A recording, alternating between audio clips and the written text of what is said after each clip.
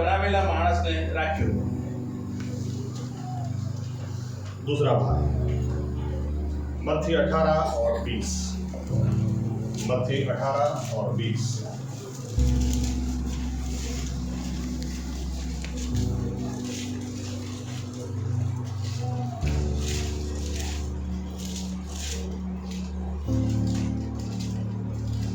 કેમ કે જ્યાં બે અથવા ત્રણ મારે નામે એકઠા થયેલા હોય ત્યાં તેઓની વચમાં હું છું। और एक बार निर्गमन 3 और 14। निर्गमन 33 और 14, सॉरी, एक्सोडस 33 वर्स 14।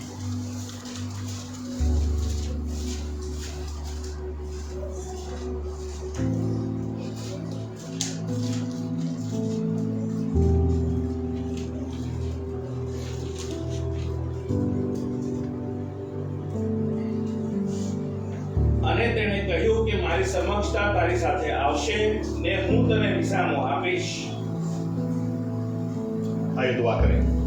हमारे जीवित परमेश्वर प्रभु यीशु मसीहा, हम आपको धन्यवाद देते हैं आपके वचनों के लिए, धन्यवाद देते हैं आपकी योजनाओं के लिए, धन्यवाद देते हैं आज आपके पास हमारे लिए उजियाला है उसके लिए। हमारी प्रार्थना है प्रभु यीशु मसीह, इन वचनों के द्वारा आप बोलें, आप हमसे बात करें, आप हमसे व्यवहार करें और आपकी मर्जी हमारे जीवनों में आप पूरी करें। आप पवित्र आत्मा को हम पर उंडेल दें ताकि पवित्र आत्मा वचन की सच्चाई में हमें लेकर जाए और वचन की सच्चाई हमें मुक्त कर दे, स्वतंत्र कर दे, हमें अनुग्रह दे। हमारी आंखों को खोले ताकि हम आपको निहार सके, हमारे कानों को खोले ताकि आपकी आवाज हम सुन सके। धन्यवाद प्रभु यीशु मसीह कि आपका वचन आज आपने हमारे ऊपर भेजा, हमें चंगा करने के लिए, हमें छुटकारा देने के लिए, हमें छुड़ाने के लिए, हमारी हालातों को बदलने के लिए हम धन्यवाद देते हैं। इसलिए हमारी प्रार्थना है हमारे भटकते विचार आपकी अधीनता में ले आते हैं ताकि हम प्रभु यीशु हमारा ध्यान इधर उधर जाए नहीं और किसी इंसान की नहीं, लेकिन आपकी आवाज हम सुनने पाए। आप बोले और महिमा आप ले। ये प्रार्थना प्रभु यीशु मसीह के नाम से हम कर ले, साथ में कहेंगे आमीन। धन्यवाद प्रभु यीशु मसीह, धन्यवाद। बैठ सकते अपनी जगह।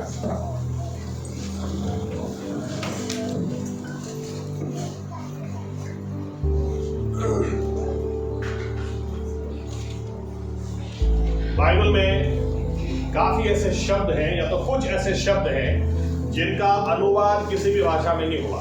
उदाहरण के तौर पर बपतिस्मा, बपतिस्मा गुजराती में भी बपतिस्मा है, इंग्लिश में भी बपतिस्मा है, मलयालम में भी बपतिस्मा है, जो भी भाषा आप देख लो, बपतिस्मा बपतिस्मा बपतिस्मा एक शब्द है। उसी तरह से और एक शब्द है जिसका किसी भी भाषा में अनुवाद नहीं हुआ और वो शब्द है एडन, एदन वाटिका, एदन वाड़ी। ओके, हिंदी में गुजराती में एदन वाड़ी, हिंदी में एदन वाटिका। वो वाटिका बदलेगा, गार्डन, ईडन गार्डन इंग्लिश में, लेकिन एदन शब्द वैसा का वैसा ही है। आप कोई भी भाषा में देख लो, एदन शब्द ये कहीं भी बदलता नहीं है। एदन का मतलब क्या होता है? आज इस शब्द के ऊपर कुछ बोलना है। एदन का मतलब होता है डिलाइट और प्लेजर। हिब्रू में जो रूट वर्ड है इसका मतलब होता है जहां से आनंद मिलता है और खुशी मिलती है। और सही में एदन वाटिका ऐसी वाटिका थी जिसके अंदर आदम और हवा को आनंद और खुशी ही थी। वहां पर कोई रोना धोना नहीं था। बाइबल कहती है वहां पर उनको चाहिए उतना सोना था, चाहिए उतना खाना पीना था, चाहिए उतना पानी था, सारी व्यवस्था वहां पर थी। लेकिन ऐसा लिखा है दूसरा अध्याय 8वीं आयत जो हमने पढ़ी, चलो फिर से एक बार पढ़ें, उत्पत्ति 2 और 8।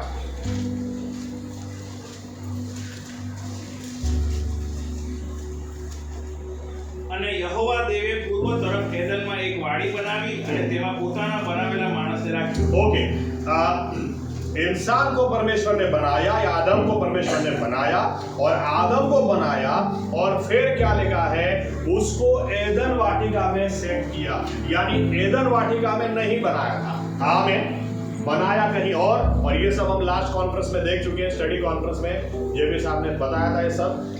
लेकिन एनीवे एदन वाटिका अलग और इंसान को बनाया अलग, और फिर इंसान को वहां से उठाकर, आदम को वहां से उठाकर एदन वाटिका में सेट किया।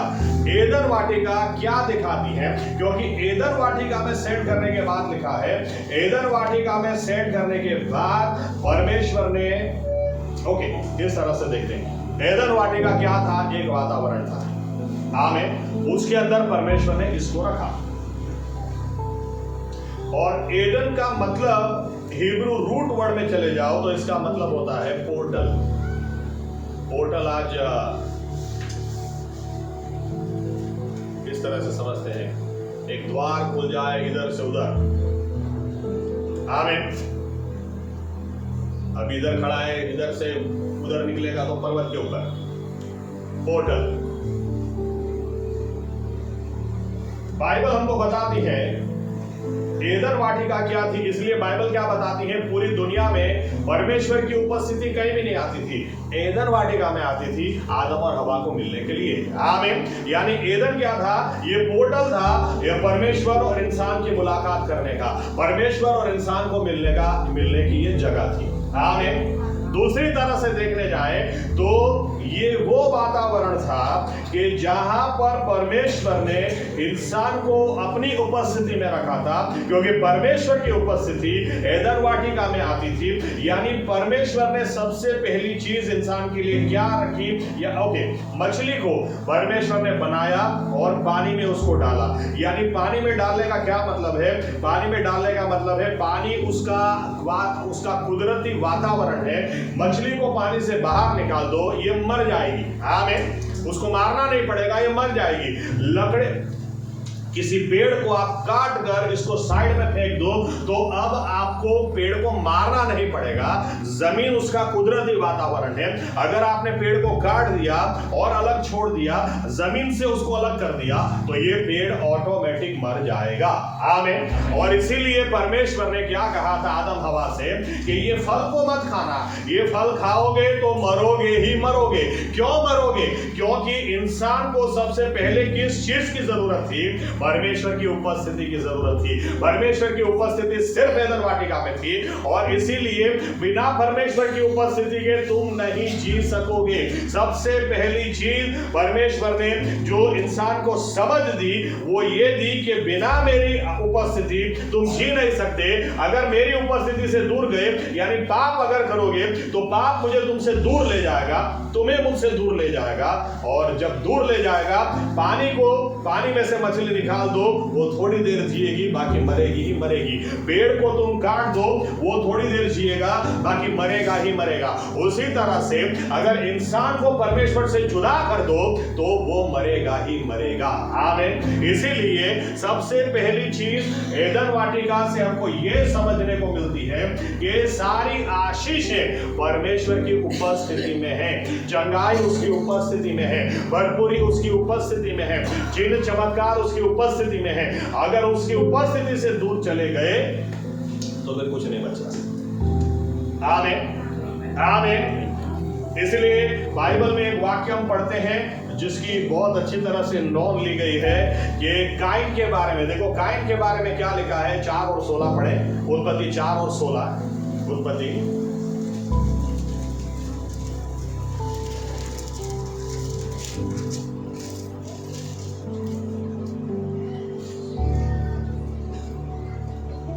यहोવા આગળથી કાઈન નીકળી ગયો ને એદનની પૂર્વગમ નોદ દેશમાં રહ્યો।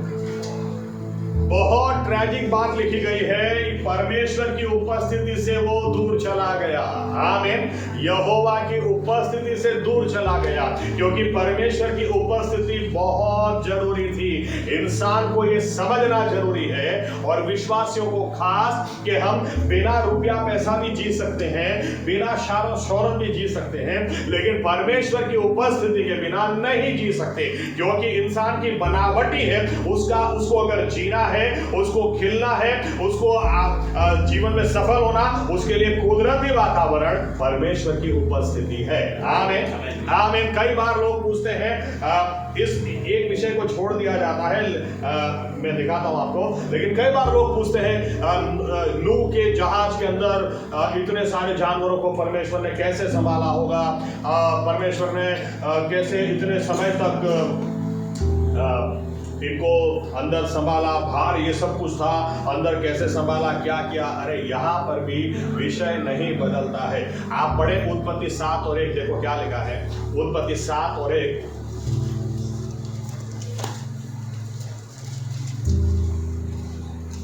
અને યહોવાએ નૂહને કહ્યું કે તું ને તારા ઘરના બધા માણસો વહાણમાં આવો, કેમ કે આ પેઢીમાં મેં તને જ મારી સમક્ષ ન્યાયી જોયો છે। देखो अब भाषा समझो क्या लिखा है। परमेश्वर यूं नहीं बोलता नूह और उसके परिवार को कि तुम इस जहाज के अंदर जाओ, ऐसा नहीं बोला। क्या लिखा है? आओ। आओ यानी मैं पहले अंदर हूं, फिर तुमको बुलाता हूं, आओ। आमीन। यानी जहाज बंद हो, जहाज के अंदर नूह और उसका परिवार जाए, जहाज के अंदर जानवर जाए, उसके पहले परमेश्वर की उपस्थिति वहां पर थी। आमीन। इसलिए कोई आश्चर्य की बात नहीं है अगर परमेश्वर की उपस्थिति नूह के इस जहाज के अंदर थी, तो परमेश्वर ने जब उसकी उपस्थिति है तो फिर 1 साल 1.5 साल क्या कितने वर्षों तक भी वो संभाल सकता है। आमीन। क्योंकि इंसान को कुदरती जो वातावरण चाहिए वो परमेश्वर की उपस्थिति चाहिए। आमीन आमीन। उतना ही नहीं, बाइबल आप अच्छी तरह से पढ़ लें, यशायाह 11वां अध्याय आप घर जाकर पढ़ सकते हैं। सारी समस्याओं का अंत कब आएगा पता है? ना अकाल होगा, न कोई भूखा रहेगा, न कोई अशांति में रहेगा, न कोई मरेगा, न बाइबल बताती है न कोई जानवर भी दूसरे जानवर को खाएगा, ना कोई जानवर इंसान पर हमला करेगा। बाइबल कहती है एक छोटा बच्चा सांप के साथ खेलेगा तो सांप उसको डसेगा भी नहीं। यहाँ तक कि अगर सांप के दर के अंदर वो उसके घर के अंदर हाथ डाल के भी उसको खींचेगा तो भी सांप उसको डसेगा नहीं। और बाइबल कहती है शेर और बकरी साथ में बैठकर घास खाएंगे, वो शेर बकरी पर हमला भी करेगा नहीं। कब होगा? तब होगा, बाइबल कहती है जब प्रभु यीशु 1000 साल तक इस पृथ्वी पर राज करेंगे। यानी जो सही में पृथ्वी को चाहिए वो क्या चाहिए? परमेश्वर की उपस्थिति चाहिए। परमेश्वर की जब उपस्थिति 1000 साल तक इस पृथ्वी पर उतर आएगी, ना कोई अकाल होगा, ना कोई भूखा मरेगा, ना कोई नंगा घूमेगा, ना एक जानवर भी दूसरे जानवर पर हमला करेगा। यानी इसका मतलब क्या आता है? इसका मतलब यही है सब कुछ बिगड़ा जब परमेश्वर की उपस्थिति पृथ्वी से चली गई। परमेश्वर ने कहा था मत करना, करोगे तो मरोगे ही मरोगे। क्यों?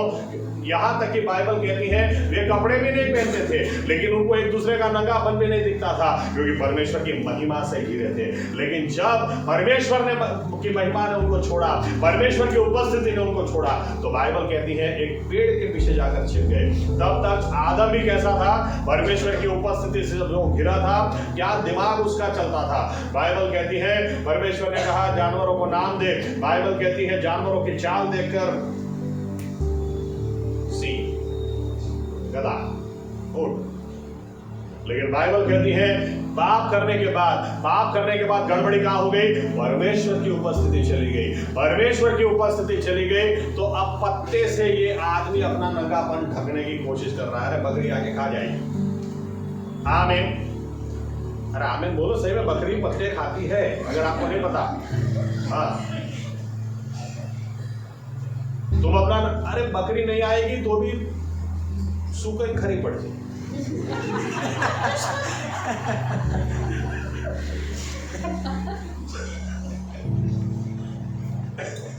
यानी अब दिमागी काम नहीं कर रहा है क्योंकि परमेश्वर की उपस्थिति नहीं है। पर इंसान के लिए समझना बहुत जरूरी है प्रभु यीशु आपकी उपस्थिति के बिना मैं कुछ नहीं कर सकता। आमीन आमीन। इसीलिए परमेश्वर को खुद जानवर को मारना पड़ा और चमड़े के वस्त्र पहनाए। चमड़े के वस्त्र भी ऐसे इंसान ने पहनना नहीं सीख लिया है, वो भी परमेश्वर ने पहनाया तो उसको पता चला अच्छे कपड़े ऐसे बनते हैं, नहीं तो नंगा घूमता होता अभी तक। पेड़ इस पेड़ के पीछे ना उस पेड़ के पीछे। आमीन।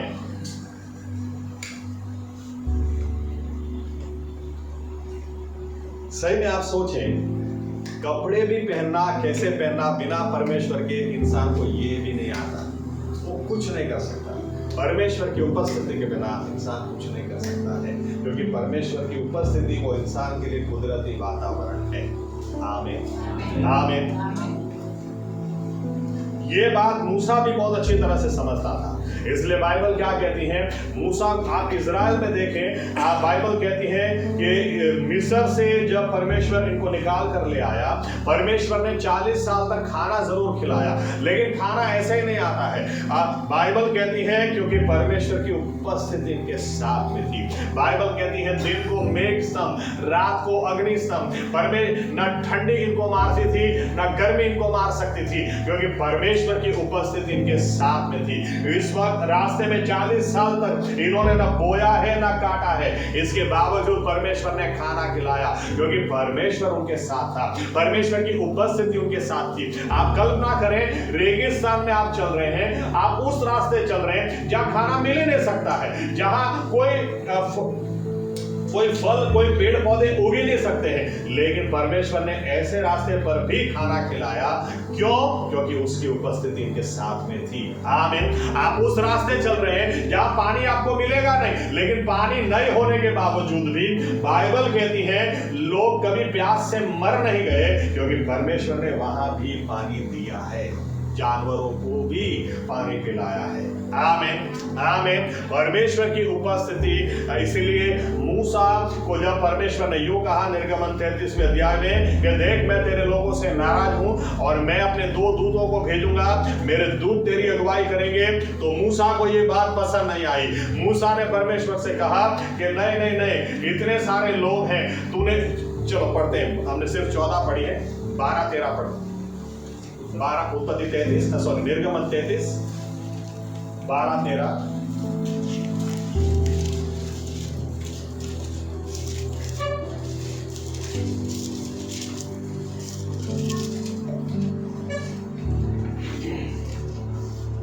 અને મૂસાએ યહોવાને કહ્યું, જો તું મને કહે છે કે આ લોકોને દોરી લઈ જા, પણ મારી સાથે તું કોને મોકલશે તે મને જણાવ્યું નથી, પરંતુ તે કહ્યું છે કે હું તને ઓળખું છું, તારું નામ પણ જાણું છું, ને વળી મારી દ્રષ્ટિમાં તું કૃપા પામ્યો છે, તો હવે તારી દ્રષ્ટિમાં હું કૃપા પામ્યો હોઉં તો કૃપા કરીને મને તારા માર્ગ જણાવજે કે હું તને ઓળખું, એ માટે કે હું તારી દ્રષ્ટિમાં કૃપા પામું, અને આ પ્રજા તે મારા લોક છે તે તું લક્ષમાં લે. 15-16। અને તેણે તેને કહ્યું કે જો તારી સમક્ષતા સાથે ન આવે તો અમને અહીંથી લઈ ન જા, કેમ કે હવે કેમ જણાય કે હું તથા તારા લોક તારી દ્રષ્ટિમાં કૃપા પામ્યા છીએ? શું એથી નહીં કે તું અમારી સાથે આવે છે, એથી હું તથા તારા લોક પૃથ્વી ઉપરના સર્વ લોકથી જુદા છીએ? अब देखिए मूसा परमेश्वर को क्या बोलता है। मूसा बोलता है, मूसा इस बात को अच्छी तरह से समझता था कि मैं मूसा हूं इसलिए इन लोगों की अगुवाई कर सकता हूं, ऐसा नहीं है, लेकिन तू मेरे साथ में है, तू हमारे साथ में है। इसलिए मूसा बोलता है कि अगर तुम हमारे साथ नहीं आओगे तो हम आगे नहीं बढ़ना चाहते, क्योंकि हम कैसे आगे बढ़ सकते, लोगों को कैसे पता चलेगा कि हम एक अलग प्रजा है, लोगों को कैसे पता चलेगा हम मिस्र से बाहर आई प्रजा है, अगर तू हमारे साथ न चले। और परमेश्वर ने मूसा से कहा चिंता मत कर, मैं तेरे साथ, मेरी हाजिरी तेरे साथ चलेगी और मैं तुझे शांति दूंगा। आमीन। My presence shall go with you and I will give you rest. Musa को ये बात पता थी कि बिना परमेश्वर की उपस्थिति, मैं हूं इसलिए मेघ स्तंभ नहीं है, मैं हूं इसलिए खाना नहीं है, लेकिन परमेश्वर की उपस्थिति में हम हैं, परमेश्वर हमारे साथ में है। इसलिए आप ध्यान में रखना, कोई हमको खाना खिलाएगा ऐसा नहीं है, खिलाएगा तो खाएंगे, नहीं खिलाएगा तो नहीं खाएंगे। विश्वासी को पता होना चाहिए, अरे कुछ हो ना हो पहले प्रभु यीशु आपकी उपस्थिति मेरे साथ होनी चाहिए। अगर आप मेरे साथ में नहीं है तो मैं कुछ भी नहीं हूं, क्योंकि आप मेरा कुदरती वातावरण है। आमीन, आमीन। अगर आप मेरे साथ में होंगे तो रेगिस्तान में भी मैं चलकर भूखा नहीं मरूंगा। बाइबल कहती है इनके कपड़े भी पुराने नहीं हुए, यहां तक कि लिखा है इनके जूते भी नहीं फटे। आप देखो 40 साल में हम लोग कितना कपड़ा चेंज करते हैं। कई लोगों को तो कॉन्फ्रेंस आती है, जितने दिन उतने कपड़े चाहिए। 3 दिन की कॉन्फ्रेंस, 3 कपड़े। अच्छा गर्मी है तो 6 जोड़ी कपड़े चाहिए, ठंडी है तो 8 जोड़ी चाहिए। कॉन्फ्रेंस की तैयारी, इनको पूछो कॉन्फ्रेंस की तैयारी कैसी है, तो कॉन्फ्रेंस की तैयारी में प्रार्थना नहीं आता है, बाइबल नहीं आता, शॉपिंग आता है। कॉन्फ्रेंस की तैयारी यानी शॉपिंग। और इधर जगदीश भाई बोलते हैं अरे मैंने पैसा आ लो तो मैं भी शॉपिंग करूं, दाल लाना, चावल लाना है, दूध लाना।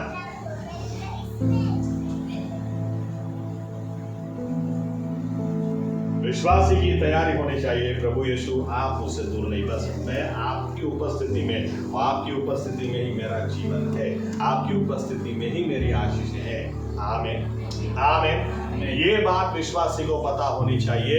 किसी भी चीज के बिना मैं रह सकता हूँ, लेकिन प्रभु यीशु आपकी उपस्थिति के बिना मैं नहीं रह सकता, क्योंकि आपकी उपस्थिति में ही, या तो आपकी उपस्थिति ही मेरी अधन वाटिका है। आपकी उपस्थिति में हूँ तो वहाँ ही मेरी चंगाई है, वहाँ ही मेरी आशीष है, वहाँ पर ही मेरा छुटकारा है, वहीं पर मैं एक अलग और एक विशेष और एक आशीषित व्यक्ति हूँ। आमीन आमीन। इस बात को ध्यान में आप रखें कि इसीलिए बाइबल हमको बताती है, या तो मैं 2 बातें आपके साथ शेयर करना चाहता हूं। विश्वासी व्यक्ति, याद रखें दुनियावी व्यक्ति और हमारे बीच में क्या फर्क है।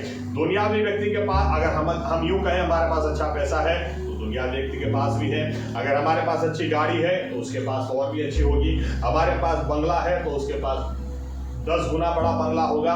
क्या भेद बाइबल कहती है।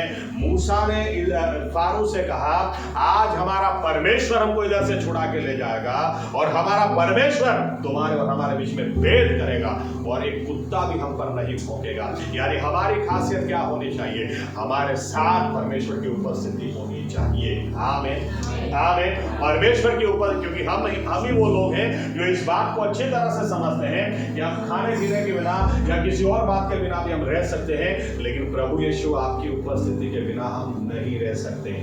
आमीन आमीन। बार बार ये प्रार्थना हमारी होनी चाहिए। इसलिए दाऊद भी क्या कहता है, दाऊद भी कहता है एक ही वरदान मैंने परमेश्वर के पास मांगा है, बस तेरी उपस्थिति में मैं खड़ा रहूं, उपस्थिति में तुझे निहारता रहूं और पूरी जिंदगी बस तेरी सुंदरता को मैं निहारता रहूं, बस मुझे और कुछ भी नहीं चाहिए। क्योंकि परमेश्वर की उपस्थिति में, दाऊद आगे बोलता है परमेश्वर की उपस्थिति में ही मेरा आनंद है, क्योंकि परमेश्वर की उपस्थिति के लिए ही हम बने हैं। अब आदम को परमेश्वर की उपस्थिति से अलग कर दो तो कुछ नहीं करेगा, वो मिट्टी में लिया तो मिट्टी में मिल जाएगा। लेकिन परमेश्वर की उपस्थिति में बाइबल कहती है, परमेश्वर ने कहा जाओ पृथ्वी पर राज करो, जाओ हर जानवर पर अमल चलाओ, पक्षियों पर अमल चलाओ, पानी के मछलियों पर अमल चलाओ। परमेश्वर की उपस्थिति हो तो ही हम कुछ कर सकते हैं। आमीन आमीन। और इसलिए 2 बातें आपके सामने लाकर रखना चाहता हूं, बहुत इंपॉर्टेंट। परमेश्वर की उपस्थिति आती कैसे है विश्वासी के जीवन में, याद रखना सफलता के लिए या आशीष के लिए हमें दूसरा कुछ करने की जरूरत नहीं है, परमेश्वर की उपस्थिति हमारे साथ होनी चाहिए। शैतान भी इस बात को जानता है, उसको पता है कि परमेश्वर की उपस्थिति किसके साथ है। बाइबल हमको कहती है एक चाबी, चलो देखते हैं प्रेरितों के काम 3 और 19। प्रेरितों के काम 3 और 19।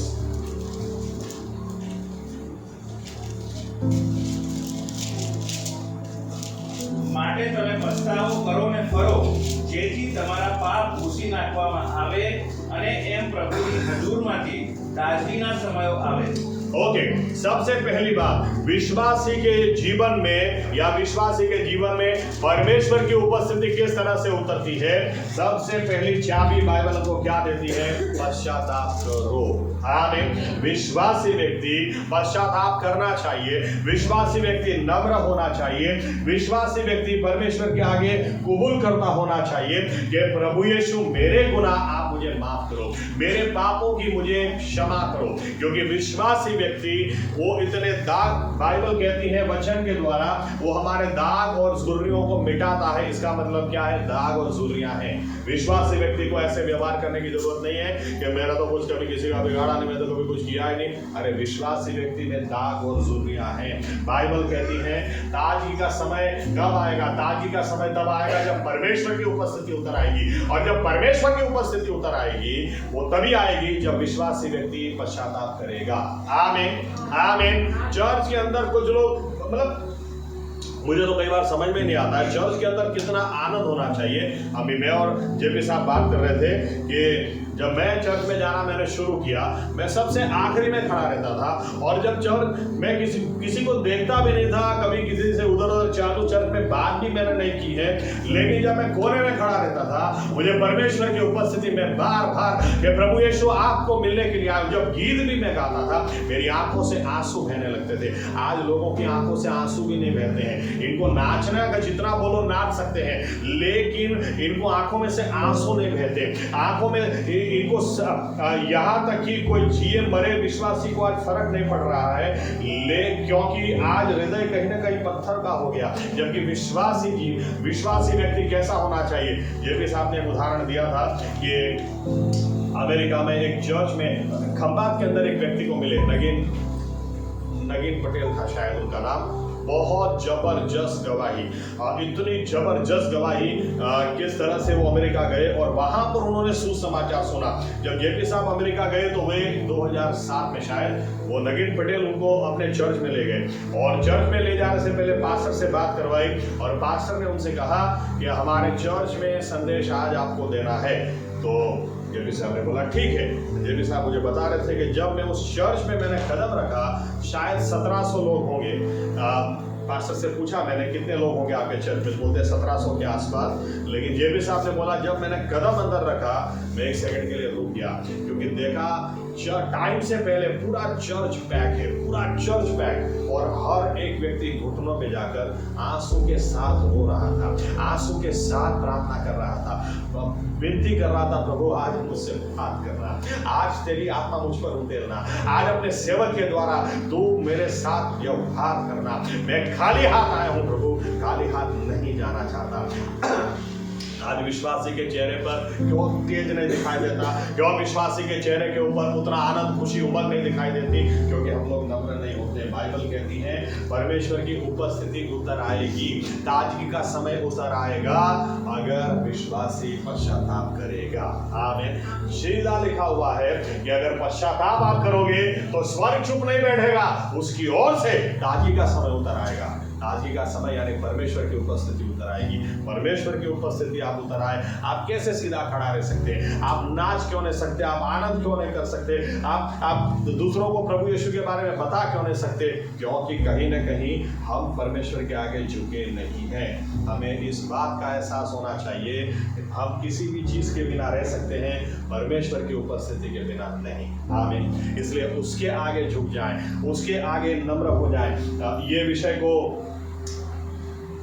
पाम संडे मैंने लिया था, इसलिए इसके ऊपर ज्यादा नहीं बोलता, लेकिन ये सबसे इंपॉर्टेंट विषय है। उसके बाद दूसरे विषय पर मैं थोड़ा ज्यादा बोलना चाहता हूं। दूसरा विषय, परमेश्वर की उपस्थिति कैसे उतर आती है। ये हम चाहते हैं कि हमारे चर्च का हर व्यक्ति समझ ले और करता हो जाए। या एक आयत हमने पढ़ी, क्या लिखा है मत्ती 18 और 20 में, जहां 2 या 3 मेरे नाम से इकट्ठा होते हैं वहां पर मैं हूं। आमीन। इसी चीज को मैं एक अलग एंगल से आपके सामने लाकर रखना चाहता हूं, ये कहते हुए कि आप ओके, चलो और एक आयत देखते हैं। रोमनों की पत्री 1 और 16। रोमनों की पत्री 1 और 16।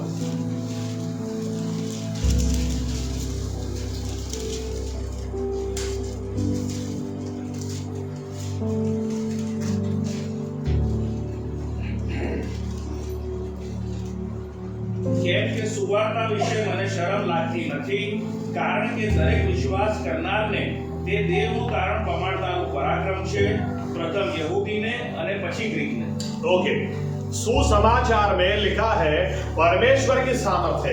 क्यों परमेश्वर की सामर्थ सुसमाचार में है, इसकी थोड़ी समझ में आपके साथ आज बांटना चाह रहा हूं। लेकिन पहले फिर से एक बार, बाइबल हमें यूं कहती है पृथ्वी अस्त-व्यस्ती खाली थी, और पृथ्वी अस्त-व्यस्ती खाली थी। अगर आप सुंदर है, अगर आप देखने लायक हैं, अगर आप पैसा खर्च कर थाईलैंड जाओ या कश्मीर जाओ या फिर यूरोप में आप जाओ या अमेरिका में जाओ, अगर देखने लायक है तो देखने लायक क्यों है? क्योंकि वापस बाइबल कहती है परमेश्वर की उपस्थिति की वजह से। लिखा है पृथ्वी अस्त व्यस्त खाली थी, लेकिन परमेश्वर की आत्मा उसके ऊपर उतर आई। आमीन। परमेश्वर की आत्मा उतर आई और परमेश्वर ने फिर पृथ्वी को बहुत सुंदर बनाया, और इसीलिए वही सुंदरता वापस तभी दिखेगी जब वापस वो उतर आएगा। और जब 1000 साल यीशु मसीह उतर आएंगे तो सब ये बातें वापस दिखेंगी। लेकिन उसके पहले यहां पर क्यों ऐसा लिखा है कि सुसमाचार में परमेश्वर की सामर्थ्य है, इतनी बड़ी सामर्थ्य के उद्धार देने के लिए। बाइबल कहती है उद्धार की सामर्थ्य सुसमाचार में है, क्योंकि सुसमाचार परमेश्वर की उपस्थिति को उतार ले आता है। आमीन। यीशु मसीह ने जब यूं कहा, जहां 2 या 3 मेरे नाम से इकट्ठा हो वहां पर मैं हूं। नाम से इकट्ठा होने के क्या मतलब है? जहां पर लोग इकट्ठा होकर मेरे विषय में बात करते हैं, मेरे बारे में गीत गाते हैं, मुझे धन्यवाद देते हैं। मेरे नाम से इकट्ठा होने का मतलब है जहां पर मेरी बात की जाती है वहां पर मैं उतर आता हूं।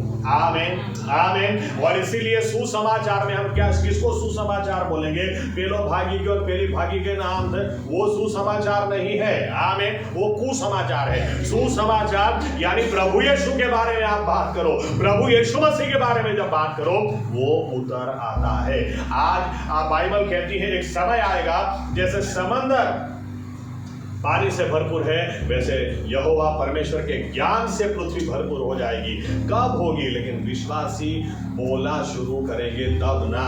आमीन। हमारे पास दूसरी सभी बातें हैं परमेश्वर को छोड़कर, लेकिन बाइबल से कुछ उदाहरण मैं आपको देना चाहता हूं। जब हम परमेश्वर की बात करते हैं, जब हम सुसमाचार देते हैं, जब हम यीशु मसीह की बात करते हैं, वो उतर आता है। और जब वो उतर आता है यानी आपका कुदरती वातावरण उतर आया। अब आपका कुदरती वातावरण उतर आया, अब परिस्थिति वैसी की वैसी नहीं रह सकती।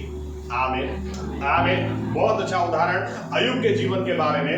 अय्यूब के अभी आयत मेरे पास बहुत सारी है, इसलिए आपको घर पे ही मैं पढ़ने के लिए बोलूंगा, लेकिन कुछ सूचना है। कई बार लोग पूछते हैं, अभी बीच में किसी ने पूछा, साहब ये अय्यूब है ना पुस्तक एकदम से अच्छी तरह से समझ में नहीं आता है। उसके पहले मैं यूं कह दूं, सभापदेशक, इक्लेसियास्टिस, सभा शिक्षक, अगर इसको आपको समझना है तो आपको एक शॉर्ट में पढ़ना है। आप समझ लेना 12 अध्याय है, 12 अध्याय आप एक साथ पढ़ लो। ऐसा नहीं कि 12 दिन में 12 अध्याय, 12 दिन में 12 अध्याय आपको बाद में इलेक्ट्रिक शॉक पे लेने पड़ सकते हैं, दिमाग खिसक नहीं सकता आपका।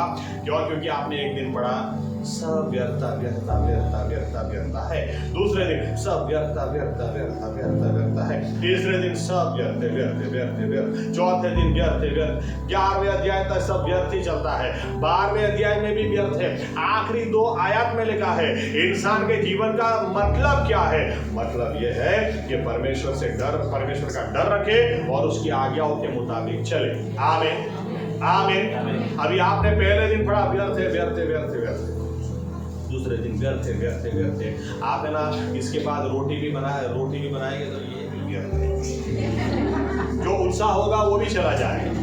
हाँ, नमक डाल, नमक डाल,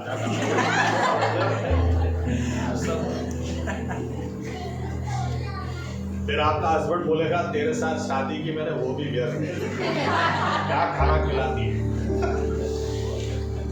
इसलिए सबोपदेशक आप पढ़ो, एक शॉर्ट में पढ़ो, ओके? इस तरह से पढ़ो, 12 अध्याय 67, जितना जल्दी पढ़ सकते हैं। नहीं पढ़ सकते तो आखिर में 6 करके 2 दिन में या तो 2 बार में खत्म करो, तो ही निचोड़ मिलेगा। आमीन। नहीं तो दिमाग खराब हो जाए। शादी करो तो भी व्यर्थ है, सुंदरता भी व्यर्थ है, बच्चे होना भी व्यर्थ है, तो जीकर क्या करूं मैं? जीना ही मेरा तो व्यर्थ है, ऐसा हो जाएगा फिर। अब सुलेमान क्या पूरा खुद सीधा रहा है, 1000 औरतें करके बैठा, 700 रानियां, 300 दासियां, अभी बाद में बोलता है सब व्यर्थ है। और हमको एक के साथ लग सकता है सब व्यर्थ है, अगर अच्छी तरह से नहीं पढ़ा तो। उसी तरह से अय्यूब मैं बोलता हूं कि अय्यूब भी इस तरह से 42 चैप्टर्स है, 42 अध्याय है, अय्यूब को भी जितना फटाफट आप पढ़ सकते हैं। अगर ब्रेक लेना तो इस तरह से लीजिए। उदाहरण के तौर पर एक दोस्त है बिल्दाद ने बोलना शुरू किया, तो बिल्दाद ने कितना बोला, 2 अध्याय 3 अध्याय फटाफट पढ़ लो, पूरी बात उसकी पढ़ लो। क्योंकि अगर 3 अध्याय तक बिल्दाद बोलता है तो आपने 1 अध्याय पढ़ा, कल पढ़ो, तो पहले तो याद करना पड़ेगा कि कल उसने क्या बोला था। आमीन। 3 दोस्त हैं, 2 बार पूरा पढ़ो। उसी तरह से इवन अय्यूब बोलता है तो अय्यूब कई बार 2 चैप्टर 3 चैप्टर तक बोलता है, तो अय्यूब का पूरा पढ़ लो। इस तरह से आप पढ़ो जितना जल्दी हो सके उतना जल्दी, क्योंकि बातचीत है तो कई बार आपको समझ नहीं आएगा, छूट जाओगे। अगर 42 दिन में अय्यूब का पुस्तक पढ़ने जाओगे तो सही में अच्छी तरह से समझ नहीं आएगा। इसलिए इस तरह से पढ़ लो कि बिल्दाद ने बोला तो क्या बोला, इसने दूसरे दोस्त ने कितना बोला, तीसरे ने कितना बोला, उतना पढ़ लो। अय्यूब, अच्छा अब अय्यूब सामने जवाब देता है 3 अध्याय तक, तो पढ़ लो। एनीवे, आखिरी अध्याय, पहला अध्याय हमको बताता है अय्यूब ने किस तरह से सब कुछ गवा दिया। वो दुनिया का उस समय का सबसे पैसादार व्यक्ति था, सबसे पैसादार, बहुत पैसा उसके पास था। अब सबसे पैसादार मतलब समझ सकते हैं कितना पैसा होगा, ओके। सबसे पैसादार व्यक्ति था, लेकिन एक दिन में इसने अपना सब कुछ गवा दिया। और जब सब कुछ गवा दिया, 42 अध्याय में देखो, पढ़ते हैं, एक आयत पढ़ते हैं, अय्यूब 42 और 12 क्या लिखा है।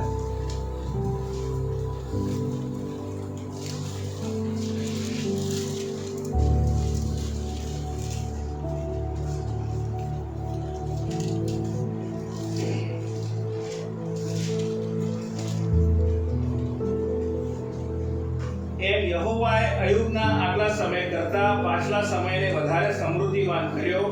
તેની પાસે 14,000 ઘેટા, 6,000 ઊંટ, 1,000 જોડ બળદ અને 1,000 ગધેડીઓ થયા. बाइबल क्या कहती है, परमेश्वर ने अय्यूब को पहले से दुगना आशीषित किया, उसको सभी आशीषें परमेश्वर ने डबल कर दी।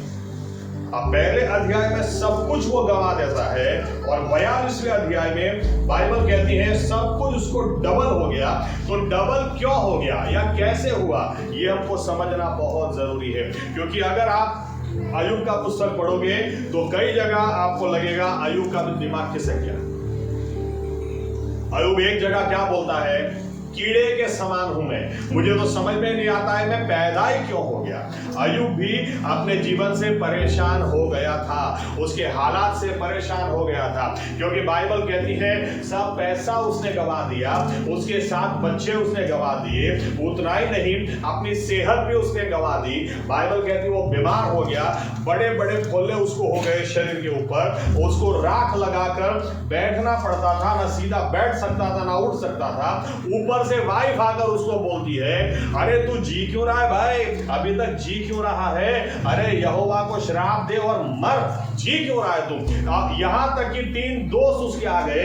बाइबल कहती है बिल्दाद, जोफार और एलीफाज, ये 3 दोस्त आकर बैठ गए और 3 दोस्त उसको समझाने की कोशिश कर रहे हैं, तुझसे ही गलती हुई है, तू ही सीधा नहीं है, तूने ये किया होगा, तूने वो ये ऐसा ऐसा ऐसा ना वैसा। अय्यूब आखिर में परेशान हो जाता है। अय्यूब के भाषा को आप देखोगे तो कई बार समझ में आएगा कि हमसे भी ऐसी गलतियां होती है, हम भी निराश हो जाते हैं तो कुछ भी उल्टा सीधा बोल देते हैं। लेकिन उसके बीच में सीखने की क्या बात है कि अय्यूब की ऐसी हालात बदली कैसे, अय्यूब के ऐसे हालात सब कुछ गंवाने के बाद दुगना आशीषित हुआ कैसे।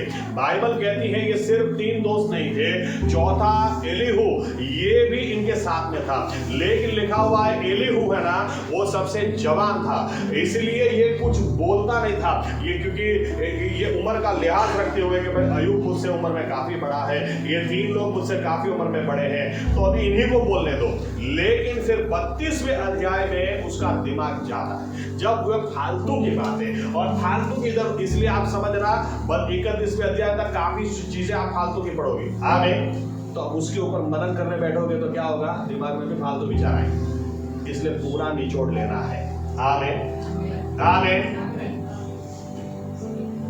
चलो 4 आयत देखते हैं, ज्यादा नहीं, 4 आयत, 32 अध्याय 1 से 4 आयत। देखो क्या लिखा है वहां पर, अय्यूब 32 1 से 4।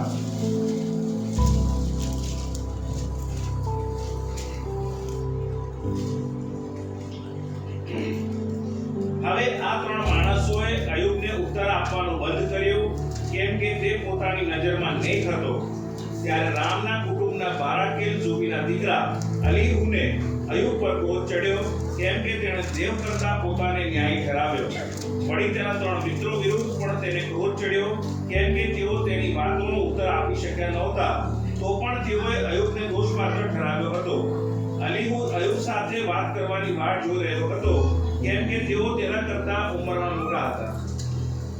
अब आगे आप पढ़ना जाकर 32वें अध्याय से अब ये एलीहू बोलना शुरू करता है, और जब ये बोलना शुरू करता है तो ये क्या बोलता है पता है? ये क्या बोलता है? मैं इधर उधर की बातें नहीं करूंगा, मैं ज्ञान की बातें नहीं करूंगा, मैं अपनी बात नहीं करूंगा, लेकिन मैं परमेश्वर की बात करूंगा बोलता है. और 32वें अध्याय से लेकर 37वें अध्याय तक वो सिर्फ परमेश्वर की बात करता है. और जब परमेश्वर की बात करता है, पढ़ते हैं 37वां अध्याय आखिरी दो आया, 37वां अध्याय आखिरी दो आया.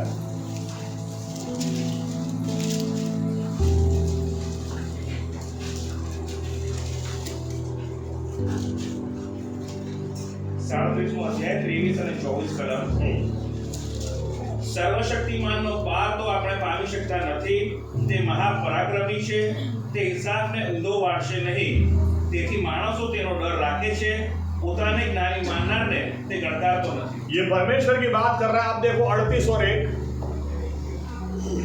ત્યારે યહોવાએ વટોળિયામાંથી અયુબને ઉત્તર આપતા કહ્યું. ओके, अब देखो 32वें अध्याय से लेकर ये परमेश्वर की बात कर रहा है. ये परमेश्वर कैसा है आप पढ़ना, बहुत मजा आएगा. बहुत अद्भुत रीति से वो एक जगह बोलता है कि मैं परमेश्वर को धर्मी ठहराऊंगा, मैं परमेश्वर को धर्मी ठहराऊंगा. अयुब, तुम अपने आप को परमेश्वर से ज्यादा धर्मी समझते हो. मैं उम्र में छोटा हूं, लेकिन वो अयुब को भी डांटता है. परमेश्वर जैसा धर्मी कोई नहीं है, मैं उसको ऊपर उठाऊंगा. और जब उसकी बातें करता है तो बाइबल क्या कहती है? जब परमेश्वर की बातें वो करता गया तो 38वें अध्याय में लिखा परमेश्वर खुद उतर आया और परमेश्वर ने बोलना शुरू कर दिया. हालेलुया. और परमेश्वर ने 38 और 39वें अध्याय में परमेश्वर खुद बोलता है. 40वें अध्याय में वो बोलता है. परमेश्वर ने बोलना शुरू किया. जब उसकी उपस्थिति उतर आई तब जाकर बाइबल कहती है अयुब की आशीषें डबल हुई.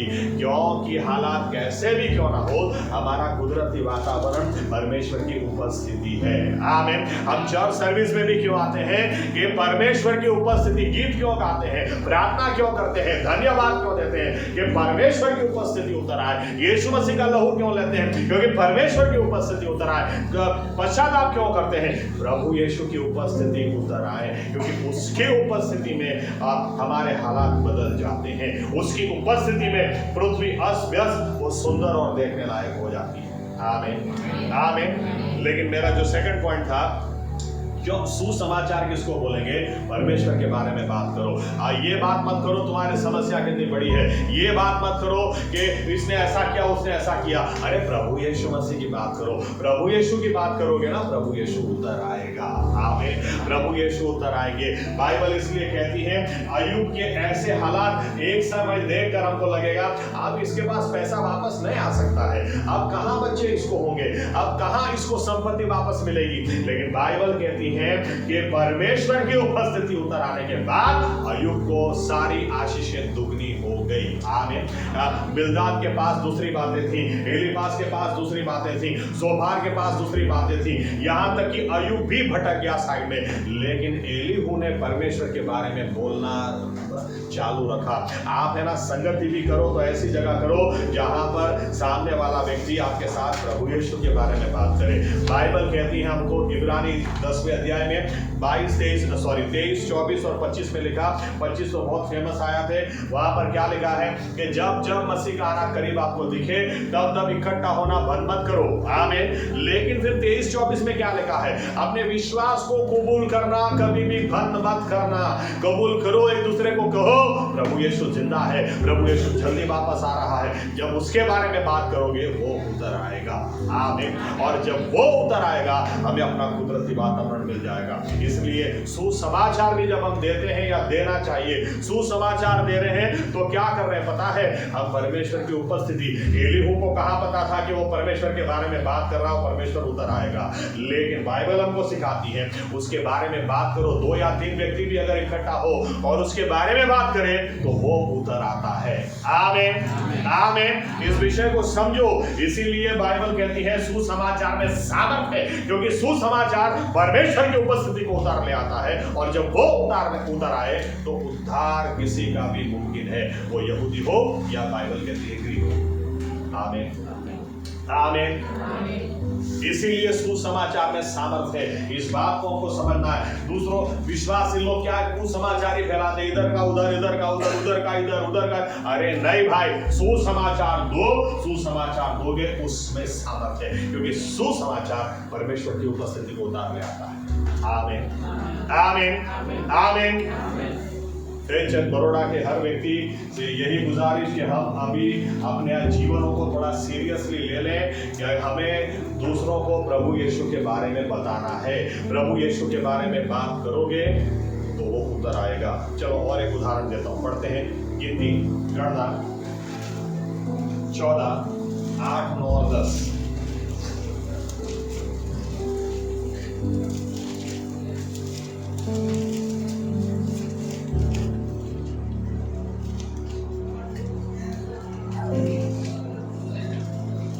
જો યહોવા આપણા ઉપર પ્રસન્ન હશે તો તે આપણને તે દેશમાં લાવશે ને તે આપણને આપશે. તે તો દૂધ મધની રેલછેલ વાળો દેશ છે.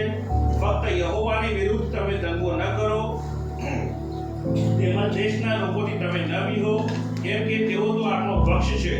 તેઓનો આશ્રય તેઓની પાસેથી જતો રહ્યો છે, ને યહોવા આપણી સાથે છે, તેઓથી ના બીહો. પણ આખી જમાતે કહ્યું, તેઓને પથ્થરો મારો, અને મુલાકાત મંડપમાં સર્વ ઇસ્રાએલ પુત્રોને યહોવાનું ગૌરવ દેખાયું. देखो क्या लिखा है यहाँ पर, लोग राक्षसी लोगों को देखकर डर गए और कहने लगे हम मारे जाएंगे, हमें डर लगता है, हम वापस मिस्र चले जाएं। लेकिन उसके बीच में यहोशुआ और कालेब ने क्या किया? यहोशुआ और कालेब ने परमेश्वर के बारे में बोलना शुरू किया। क्या कहा? अरे तुम डरो मत, यहोवा परमेश्वर जो मिस्र से निकाल कर यहाँ तक लाया है, अरे वो परमेश्वर आगे ले जाएगा, तुम डरो मत, वो हमें नहीं, हम उनको मार खाएंगे। अरे वो हम उसका खाना नहीं, वो हमारा खाना है। और बाइबल बताती है जब लोग यहोशुआ और कालेब ने परमेश्वर के बारे में बोलना शुरू किया, लिखा है परमेश्वर की उपस्थिति उतर आएगी। हालेलुया। परमेश्वर की महिमा को वहां पर देखा, और परमेश्वर आकर तुरंत मूसा को बोलता है, मूसा एक काम कर। कहीं भी नहीं लिखा, अच्छी तरह से पढ़ना, कहीं भी लिखा मूसा ने कहा प्रभु क्या कर रहा है ऊपर बैठकर, उतरा देख ये लोग क्या कर रहे हैं। नहीं, उसके बारे में बात करो, वो उतर आता है। आमीन आमीन। जब इन्होंने कहा कि जो परमेश्वर यहोवा हमारे यहाँ तक लाया आगे भी ले जाएगा, बाइबल कहती है यहोवा परमेश्वर ने उतर कर मूसा से कहा, हट मैं दिखाता हूँ, वो उतर आएगा, उसके बारे में बात करो। आमीन आमीन आमीन। बाइबल क्या कहती है पहली सदी की कलीसिया के बारे में? पहली सदी की कलीसिया क्यों इतने चमत्कार होते थे, क्यों इतने काम होते थे, कि बाइबल हमें यूं कहती है पहली सदी दूसरी सदी के अंदर यूरोप देश को बदल के रख दिया, एशिया खंड को हिला के रख दिया। क्यों? क्योंकि इनके पास इधर की ना उधर की बात नहीं थी, ये यीशु मसीह की बात करते थे। इतनी ज्यादा करते थे, इतनी ज्यादा करते थे कि बाइबल कहती है लोगों ने इनको मसीह बुलाना शुरू किया, लोगों ने इनको क्रिश्चियन बुलाना शुरू किया। क्यों? क्योंकि क्राइस्ट की बात करते हैं। और जब ये बातें लोग करते थे तो क्या होता था? क्यों चिन्ह चमत्कार होते थे? फिलिप के बारे में घर जाके पढ़ना, 8वां अध्याय, प्रेरितों के काम 8वां अध्याय। क्या लिखा है? यरूशलेम में सताव आ गया, तो ये भाग के गया समारिया में, और समारिया में जाकर उसने किताब नहीं लिखी, परसिक्यूशन इन जेरूशलेम।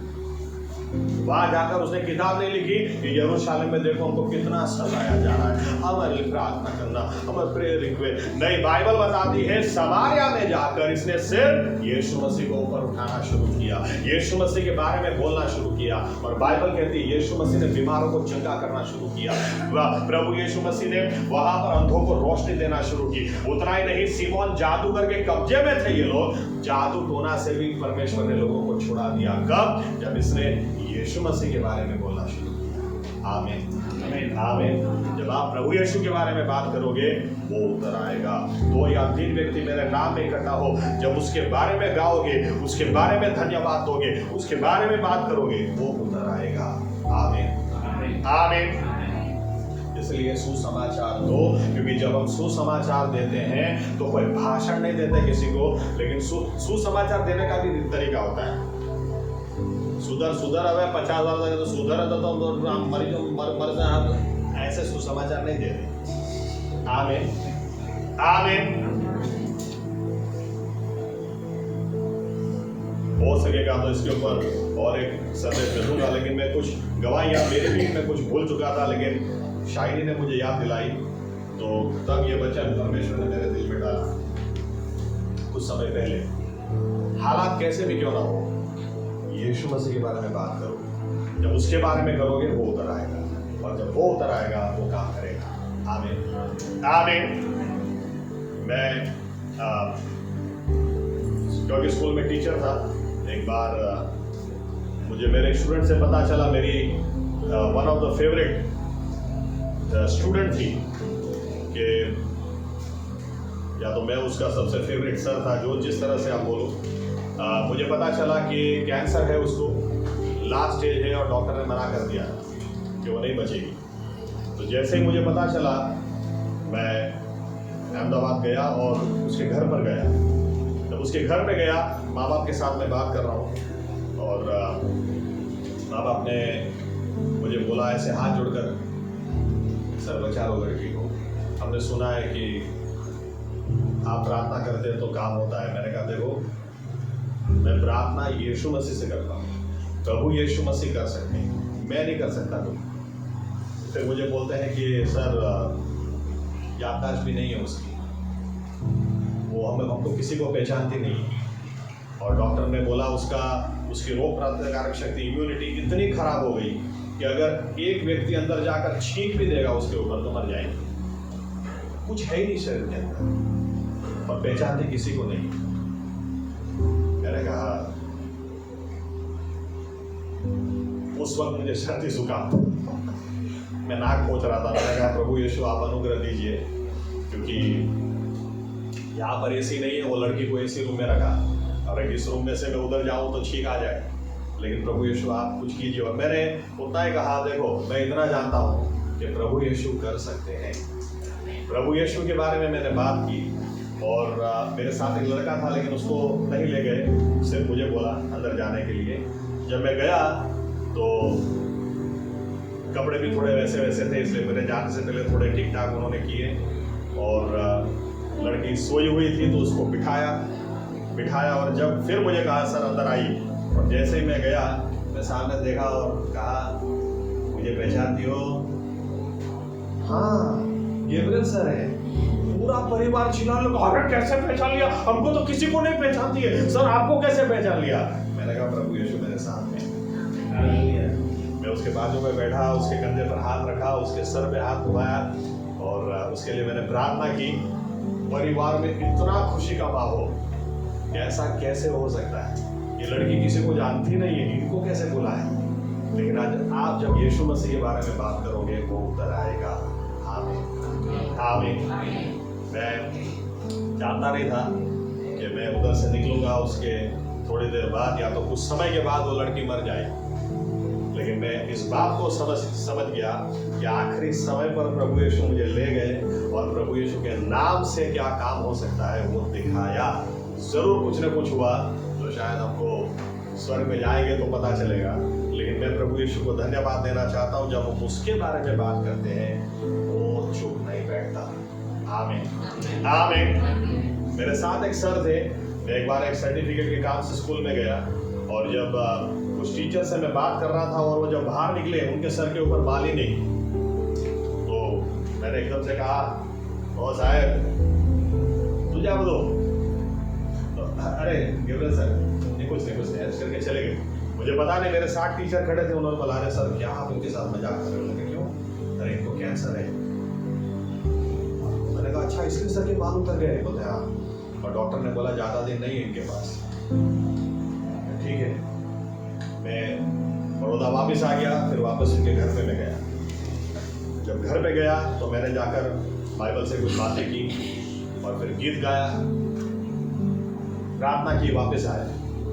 दूसरी बार गया, कुछ समय के बाद तीसरी बार गया, जब मैं तीसरी बार गया तो मुझे नहीं पता था कि ये आखिरी समय है, इसके बाद में नहीं रहेगी। जब मैं तीसरी बार उनके पास जाकर बैठा तो उन्होंने उस वक्त उनकी वाइफ को बुलाया और उनकी वाइफ को बुलाकर बोला कि सर, मेरी वाइफ भी बहुत अच्छा गाती है, आप उसको सुनो। मैंने कहा ठीक है, सुनाओ। तो उनकी वाइफ ने अपना क्रिश्चियन गीत सुनाया। तो मैंने कहा अरे आपको कैसे आता है? तो बोलते सर, मैं यूएन मेहता में काम करती हूँ सिविल में, और पूरा क्रिश्चियन स्टाफ है, तो हर रोज़ ये लोग वहाँ पर इकट्ठा होते हैं, प्रार्थना करते हैं, ये गीत गाते हैं, फिर अपना काम शुरू करते हैं। मैं भी उनके साथ खड़े रहती हूँ, तो मुझे आपके बहुत सारे गीत आते हैं। बहुत अच्छी बात। फिर जब वो चली गई, उनकी लड़की आई। लड़की उस वक्त मेरे ख्याल से 5th स्टैंडर्ड में थी। उनकी लड़की आई, उससे भी मैंने बात की, वो लड़की भी चली गई। फिर ये सर मुझे बोलते हैं कि सर मेरे पास बैठो ना आकर। तो मैं उठ के उनके बाजू में बैठा। उन्होंने मेरा हाथ पकड़ लिया। फिर मुझे बोलते हैं, रोते रोते बोलते हैं कि सर आपको पता है, मैं आपका बहुत विरोधी था जब आप नौकरी करते थे। मैंने आपसे बाइबल तो मांगी थी एक बार, लेकिन पढ़ने के लिए नहीं मांगी थी, खाली आपको खुश करने के लिए मांगी। वो बाइबल आज भी मिट्टी खा रही थी मेरे कबोर्ड के अंदर, और सभी लोगों से मैं बोलता था ये आदमी से दूर रहना, ये आदमी बराबर नहीं है। लेकिन सर ऐसा होने के बाद जब आप पहली बार मेरे घर पर आए, मेरा हाथ पकड़कर मुझे क्या बोलते हैं रोते रोते, बोलते सर मेरी 5th स्टैंडर्ड में बेटी पढ़ती, मेरा लड़का 10वीं में है। डॉक्टर ने मुझे बोला कि तू ज़्यादा नहीं जिएगा। मैं सोच भी नहीं पाता कि मेरे बिना मेरी बेटी क्या करेगी, मेरा बेटा क्या करेगा, मेरी वाइफ क्या करेगी। लेकिन आपको मैं बोलना चाहता हूँ, सर आप मुझे एक वचन दो। मैंने कहा अच्छा क्या वचन दो, आप बोलो। बोले सर आप मुझे एक वचन दो कि आपको आपके खिलाफ कितने लोग क्यों ना खड़े हो, लेकिन आप जो काम कर रहे हैं ना इसको करते रहे, इसको कभी भी नहीं छोड़ना। क्योंकि आप नहीं मानोगे, जब आप पहली बार आए मैं तो मरने की राह देख रहा था। मुझे पता नहीं था कि यीशु मसीह में इतनी आशा भी है कि कोई ऐसे समय आकर आशा दे सकता है, इतनी हिम्मत दे सकता है। सर आज मुझे इतना विश्वास, आपके जाने के बाद पहली बार वो बाइबल मैंने निकाली और अब मैं बाइबल पढ़ता हूँ। मुझे पता नहीं आगे क्या होगा, लेकिन आपकी बात सुनकर इतना तो मुझे समझ में आता है, मैं रहूँ या ना रहूँ, मेरे परिवार को वो संभालेगा, मेरे बच्चों को वो संभालेगा। सर आपकी बात से ना बहुत हिम्मत मिलती है, बहुत आशा मिलती है। कुछ भी हो जाए, आप ये काम कभी भी छोड़ना, मुझे वचन दो। तो मैंने रोते रोते उनको कहा कि यीशु मसीह को तो वचन मैंने दिया है, आपको भी दे दो, कुछ भी हो जाए ये काम मैं कभी बंद नहीं करूँ। क्योंकि यीशु मसीह के बारे में जब आप बात करते हैं वो उतर आता है, काम वो करता है। आमीन आमीन। तो जब मैं वहाँ से वापस आया और मुझे बाद में पता चला कि वे नहीं रहे, लेकिन मैं प्रभु यीशु को धन्यवाद देना चाहता हूँ कि प्रभु यीशु ने मुझे वहाँ पर वो ले गए। और कैंसर हो, कुछ भी क्यों ना हो, जिंदगी कितनी भी अस्त क्यों ना हो, लेकिन बाइबल कहती है जब हम सुसमाचार देते हैं, सुसमाचार में सामर्थ है, क्योंकि सुसमाचार परमेश्वर की उपस्थिति को उठा के ले आता है। हमारे पास यही मौका है, हम अपने जीवनों को जांचें। बिना परमेश्वर की उपस्थिति हम कुछ नहीं कर सकते। इससे पहले हम प्रभु यीशु के आगे झुक जाएं और दूसरों से जो बात करें प्रभु यीशु के बारे में करें, क्योंकि उसके बारे में बात करने से वो उतर आएगा। उसके बारे में अय्यूब जैसे कितने लोग हो गए, सब कुछ गंवा दिया, लेकिन फिर भी एलीहू जैसे लोग हमें चाहिए जो परमेश्वर के बारे में बात करें। वो ऐसे समय में जब बात करें, क्यों ना उम्र छोटी हो, बड़े बड़े ज्यादा अनुभवी लोग क्यों ना देखें, लेकिन इस सच्चाई के साथ कि जब प्रभु यीशु के मैं बारे में बात करूंगा वो उतर आएगा, और जब वो उतर आएगा अय्यूब की आशीषें भी दुगनी होगी। आमीन। उसके बारे में बात करें, बाकी सब बातें छोड़ो। हम विश्वासी हैं, हमारी बात से या तो दूत चलित होंगे या भूत चलित होंगे। हमको किसको करना है? आइए अपनी जगह खड़े हो, हम सोचें, अपने जीवनों के बारे में सोचें। बहुत कीमती हमारा जीवन है और हमें प्रभु यीशु ने उद्धार दिया है, हमें बचाया है, हमें छुड़ाया है और हमारे लिए कहा तुम इस संसार का उजियारा, तुम इस संसार का नमक।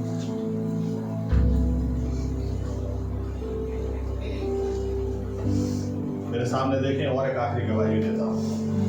मैं एक बार एक यूरोपियन लड़की से मिला अहमदाबाद में, और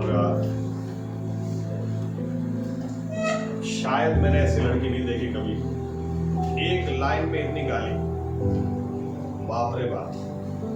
और फिर भी मैं उसको सुनता था।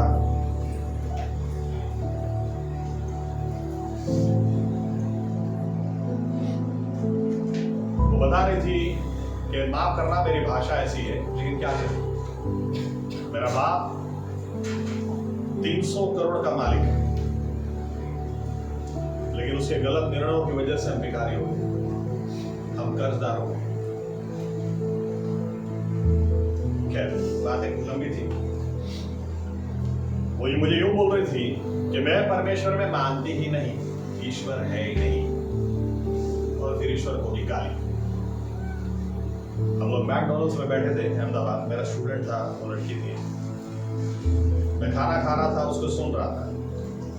फिर कुछ समय के बाद मैंने बोलना शुरू किया। मैंने उसको समझाने की कोशिश नहीं की, लेकिन मैंने प्रभु यीशु के बारे में बोलना शुरू किया। रात को आखिर में हमको उठना पड़ा क्योंकि रेस्टोरेंट बंद करने का टाइम हो गया, और मुझे तो अभी बड़ौदा भी आना था, बहुत लेट हो गया था रात। जब मैं और मेरा स्टूडेंट हम लोग बाहर निकले, वो लड़की ने भी मुझे कहा, मैं तो पीजी रहती हूँ, मुझे तो टाइम से जाना जरूरी, आज तो मेरे मकान मालिक मुझे डांटेगी बराबर, लेकिन मैं जाती हूँ। मैंने कहा ठीक। वो लड़की, हम दोनों यूं खड़े हैं, वो लड़की रास्ता क्रॉस करके उस साइड में रिक्शा पकड़ने के लिए उसको उस साइड जाना था। पता नहीं क्या हो गया, एकदम से वापस दौड़ के आई, और दौड़ के आगे एकदम मेरे गले लग गई और कहने लगी, थैंक यू, आज आपको मिलने के बाद मेरे जीवन से बहुत कड़वाहट हुई। हम दोबारा कब मिलेंगे मैं नहीं जानती, लेकिन आपको मिलकर मुझे बहुत खुशी हुई। मैं और फिर वो वापस चले गई, भाई बोला, और मैं खड़े खड़े सोचता रहा कि सही में प्रभु यीशु मसीह जब हम आपकी बात करते हैं तो आप उधर आते हैं। आमीन, आमीन। हम विश्वास की अपनी आंखें बंद करें, अपने जीवनों के बारे में सोचें। काफी कुछ जिंदगी हमने वेस्ट कर दी, इधर का उधर, उधर का इधर, इधर का उधर करने, लेकिन काश हम आज समझ लें कि हम बिना परमेश्वर की उपस्थिति के हम कुछ नहीं कर सकते, और बिना परमेश्वर की उपस्थिति को दूसरे को भी कुछ नहीं कर सकते। लेकिन जब परमेश्वर की उपस्थिति उतर आती है तो अस्त व्यस्त पृथ्वी भी सुंदर बन जाती है, व्यवस्था में आ जाती है। और आज परमेश्वर ने ये मौका हमें दिया है, क्योंकि लोग कड़वाहट से भरे हैं, गुस्से से भरे हैं, मर रहे हैं, बीमारी में मर रहे हैं, अशांति में मर रहे हैं, क्योंकि परमेश्वर की उपस्थिति से दूर हैं, काफी कुछ गंवा चुके हैं। लेकिन बाइबल कहती है, परमेश्वर ने हमें मौका दिया कि चलो ऐसे लोगों के साथ जब हम यीशु मसीह के बारे में बात करें, यीशु मसीह के बारे में बात करें, जब सुसमाचार उनको दे, जब सुसमाचार उनको दे, वो उतर आएगा। और जब वो उतर आए, उस बात में इतनी सामर्थ है कि वो हालातों को बदल देगा। 12 साल से खून बहना बंद नहीं हो रहा था, लेकिन बाइबल कहती है उस औरत को किसी ने यीशु मसीह के बारे में बताया। जब यीशु मसीह के बारे में बताया और जब यीशु मसीह के बारे में सुना, ये औरत चंगी हो गई। इसने जाकर प्रभु यीशु को छुआ इस तरह से कि वो चंगी हो गई। जाने से पहले ही वो चंगी हो गई। जाने से पहले उसने तय कर लिया, बोल दिया, मैं जाऊंगी, उसको छूंगी, मैं चंगी हो जाऊंगी, और वो हो गई। ये विश्वास कहां से आया? क्योंकि उसने यीशु मसीह के बारे में सुना। यीशु मसीह के बारे में बात करने से वो उतर आता है। यीशु मसीह के बारे में बात करने से, सुनने से विश्वास बढ़ता है, क्योंकि परमेश्वर की उपस्थिति को ले आता है। वही हमारा कुदरती वातावरण है। आइए निर्णय करें, इसलिए हम प्रार्थना भी करें प्रभु यीशु के नाम से, हम गीत गाएं प्रभु यीशु मसीह के, धन्यवाद दें प्रभु यीशु के, क्योंकि इससे वो उतर आता है। हमारा कुदरती वातावरण वही है। मूसा की तरह कहे, मैं तुमसे जुदा होकर नहीं जी सकता, जो कुछ भी है तुम्हारी वजह से ही तो है प्रभु यीशु।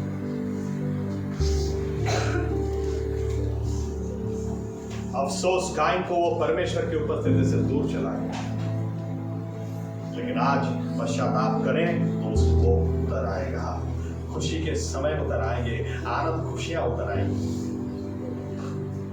और यही बात हम दूसरों को बताएं।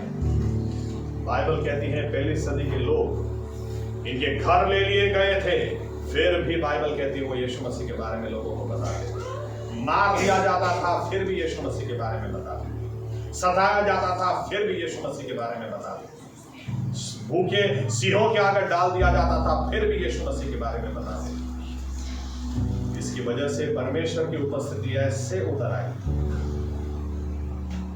साम्राज्यों के साम्राज्य परमेश्वर ने बदल दिए, पूरे खंड के खंड हिला के रख दिए, क्योंकि परमेश्वर की उपस्थिति आई।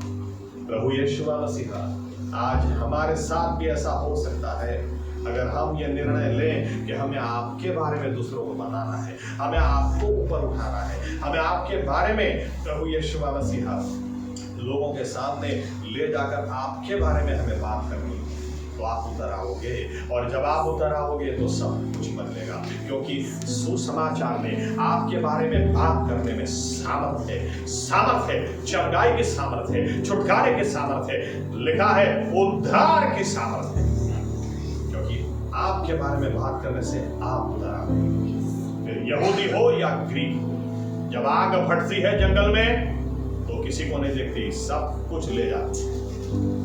जब आपके बारे में बात हो, यहूदी हो या ग्रीक हो, हर कोई उद्धार पाएगा, हर किसी के हालात बदलेंगे। प्रभु यीशु मसीह हमें ऐसा करने के लिए आप हमारी सहाय और मदद करें। और हम विश्वासी भी जब इकट्ठा हो, जब 2 या 3 व्यक्ति मेरे नाम से इकट्ठा हो, मैं वहां पर हूं। प्रभु यीशु जब हम भी एक दूसरे को मिले तो आपके बारे में बात करें, आपको ऊपर उठाएं, आपके नाम की महिमा करें, ताकि आप वहां पर उतर आओ। और अय्यूब जिसने सब कुछ गंवा दिया, उसको भी दुगनी आशीष मिले।